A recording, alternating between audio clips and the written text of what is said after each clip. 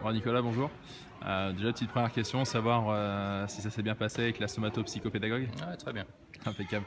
Bon, bah, je suis avec Max qui fait son petit tour de l'alpha pour essayer de comprendre un petit peu mieux le monde. Il m'a posé une question à propos des réfugiés et des migrants et je crois que tu as quelques ouvrages à lui recommander pour éclaircir ses connaissances sur ce sujet-là. Ouais, c'est ça. Acquérir des connaissances ou les approfondir. Alors, j'ai deux documents d'abord à montrer. Le premier, il s'intitule Migrants et réfugiés. Réponse aux indécis, aux inquiets et aux réticents. C'est écrit par Claire Rodier. Alors là, sur ce document-là, on est sur un système de questions-réponses. Comme ceci. C'est concis, c'est précis et ça permet vraiment de faire le tour du sujet et d'avoir une bonne idée de ce thème-là. Si on veut aller encore un peu plus loin, on a le document Europe Terre d'Asile. Défi de la protection des réfugiés au sein de l'Union européenne. C'est écrit par Sarah Lamort qui travaille au commissariat des Nations Unies pour les réfugiés. On va un peu plus loin ici, on est encore un peu plus précis puisqu'on étudie les systèmes d'asile des États européens qui sont en fonctionnement depuis les années 90. Donc elle analyse la manière dont ça s'est passé et on arrive à devoir expliquer l'échec de cette politique d'asile et de se demander quelles sont les perspectives d'évolution. Donc voilà, ces deux documents se complètent. Si vous voulez avoir une bonne idée sur le sujet, n'hésitez pas. Ensuite, j'ai ce petit document qui s'intitule « Bienvenue à Calais, les raisons de la colère ».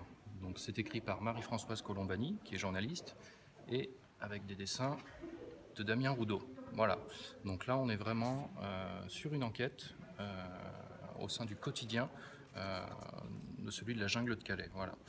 Donc vous avez différents portraits, on n'est plus en train de parler d'anonymes, on a différents portraits de réfugiés et on voit quel est leur quotidien, la manière dont ils se nourrissent, qu'est-ce qu'ils font là-bas, etc., etc. Et ce document met également en avant tout le travail effectué par les bénévoles. Pour les deux derniers documents, on s'éloigne un petit peu du cadre national, du cadre européen. On va voir ce qui se passe un petit peu partout dans le monde. Donc le premier document, c'est celui-ci, Dans la peau d'un migrant, de Peshawar à Calais, enquête sur le 5e monde. Donc le journaliste Arthur Frayel-Alex, je ne sais pas si je prononce correctement, est reporter indépendant. Alors lui, ce qu'il a fait, c'est de s'immiscer parmi les clandestins et il a pu ainsi approcher toutes ces personnes qui étaient passeurs, logeurs, intermédiaires de trafic d'êtres humains et voir comment ça se passait de l'intérieur. Après, en tant que journaliste, il a pu interroger les policiers, les magistrats, les avocats et apporter plusieurs réponses à ces questions.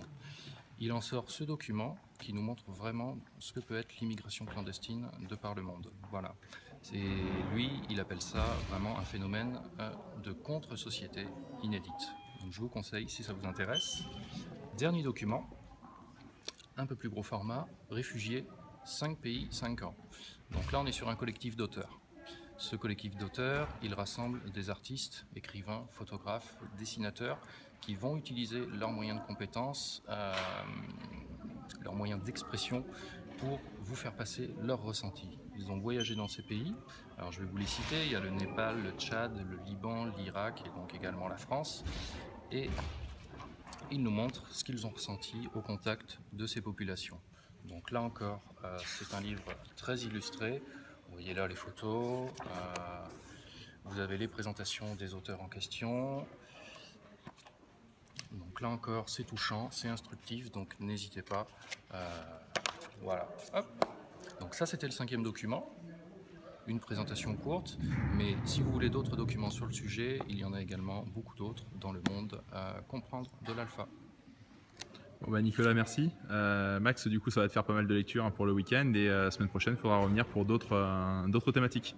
Merci Nicolas, bonne journée.